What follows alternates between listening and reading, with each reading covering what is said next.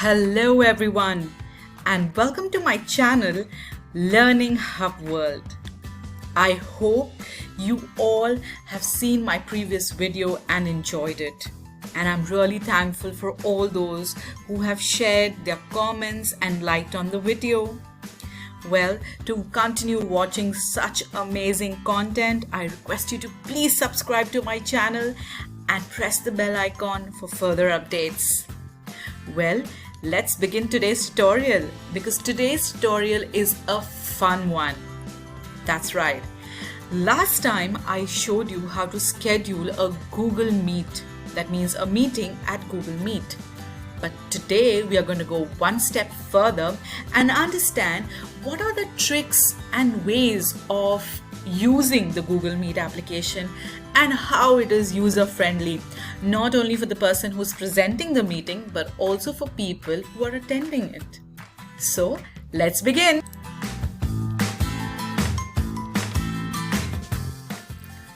So today we are going to understand how we are going to use the Google Meet application.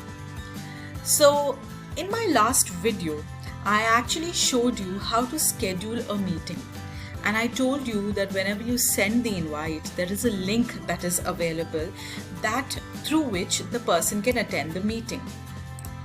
Well, here you go. This is the link that is available. So through this link, people can actually join the meeting. Now, this is very easy to do. There are various ways in which you can join the meeting. But just keep in mind that the meeting will only start at the scheduled date and time. So maybe I will go on to the link, but you will not be able to see the meeting starting. So let me take you through how you can actually join a Google meeting. First, you simply copy the link that has been sent to you on your email and you open a Google tab and you click on it and you just press enter. Here you go. You will be directed to the tutorial for scheduling a Google Meet. And you simply press on join now. Isn't that easy? It is as easy and simple. So just select the link, go open a new Chrome page, paste the link and hit enter and you will come to this page. Now, if you're using the Google Meet application on a website, that means when you directly type meet.google.com, you will be directed to this page. Or else, if you are using your mobile phone through which you will be attending the meeting, all you have to do is just copy this last part of the link. This last part is actually your Google code. Okay, so you go here, paste it and join. Simply press on join and you will join the meeting. It's as simple as that. If you're doing it through your mobile phone, again use this same code, enter it and you will be a part of the meeting. And another way of actually joining a Google Meet is simply going to your email. Can you see here? There is start a meeting and join a meeting. Go to join a meeting, paste your code and join, and voila, like this, you have 4 methods of joining a meeting on a Google Meet. Your mobile phone, or maybe by directly clicking on the link that has been sent to you on the mail, or just copying the code and putting it on the Google Meet application on the website of Google Meet, or through your email ID. It's as simple as that, and you don't even need to worry about anything. Once the meeting starts, there you go, you're ready for it. But as I told you, the meeting will only start at the scheduled time, not before that, not after that. So maybe if you join 5 minutes early, you will see a blank screen. Well, let's move on further. Once we have joined the meeting, now the question arises that what all is available during a Google Meet for the presenter as well as the attendee. So let's begin this tutorial. Over here, we are going to understand some hacks and tricks while using Google Meet, like enabling the grid view, changing the layout, and toggling between screens. Let's begin with the first one, that is enabling the grid view. Now, as you all know that Google Meet as an application has specificity in seeing the number of people present during a meet.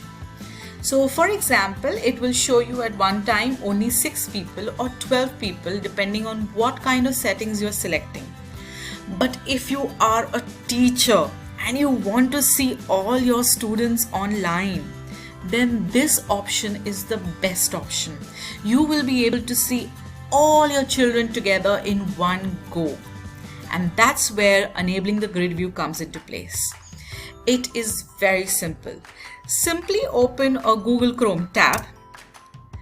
Right there, enable grid view for Google Meet. Press enter. This is the link that will be available to you in the result, which says Google Meet grid view, Google Chrome. Please select that link. And then you will be taken to the Chrome Web Store. That's right, the Chrome Web Store, where you can add extensions. So here you have the Google Meet Grid View extension available. Simply click on Add to Chrome. And once you do that, voila! Here on your Chrome you will see these checkered boxes, like a checks box. There you go, the Google Grid View has been added to your Chrome. That's it.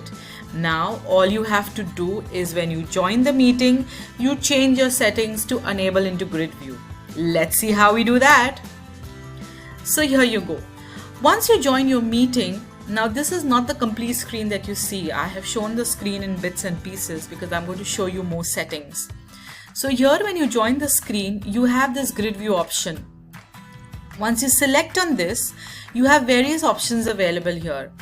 So if you want to include yourself in the grid, go ahead and check it. If you want to enable grid view by default, that means every time you open the Google Meet, the grid view should come by default. So check that. And if you want to enable the screen capture mode, so you want people to capture your screen, then you can tick that option as well, so that it becomes easy for them to take down whatever you are showing or presenting on your screen. And there you go. You will have everyone visible, whoever has attended your meeting or is attending the meeting, in the grid view option. Isn't that amazing? Especially for teachers. The next setting that we are going to look at is change layout. Now, it is very important that you adjust your screen as per your requirement. If you are presenting, obviously the grid view is the best option for you to see everyone. But maybe you are presenting where you don't need to see everyone. So there are various layouts available. If you see here at the right hand corner, there are 3 dots. This is what you will be able to see once your Google Meet starts. When you click on it, you will see a change layout option. Simply click on the change layout option and it will give you these options. Now, again, as I told you, if you're presenting and you want to see only selected people, then this option is the best one for you. Whatever you're presenting will be visible in this, and a few people will be visible here. So this is the sidebar option. The spotlight option will be available, in which only the person who talks will be visible in the spotlight option. So you don't have to see anyone else. It is good for both, if you're a presenter or you're an attendee. And a tiled option where you can see 6 people at a time or 12 people at a time, depending upon how and if you are presenting or whether you are an attendee. So you can select any of these options. My best option for a person who's attending a presentation or a meeting and is taking notes, spotlight is the best option. But if you feel that you want people to be there visible, you want to see a few people, if you are a presenter, then sidebar also works great.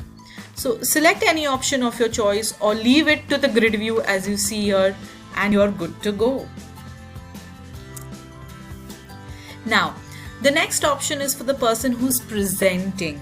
Now, if you are presenting a presentation, again at the right hand corner, you will see a present now option. Now, in this present now option, there are three sub options. You present your entire screen, a window, or a Chrome tab. Now, I personally feel that selecting your entire screen is a complete no-no. Please don't go for that option, because suppose if you are presenting and if you want to take notes or feedback or some questionnaire which the people have asked, and you go to your Word file or your any other file and you start typing, everything will be visible. It's a complete no-no. But then again, it's up to you, however you're comfortable with. The next one is a window. Now, this is the best option that you can select. As long as the window is open in your tabs, you select a window option, select whatever you want to show to your attendees, and there you go. It becomes easy. You can then easily toggle between screens if you're searching for something. And a Chrome tab where you use videos and animations to actually show your audience any kind of video or animation. I'll show you what the screen looks like when you select a window.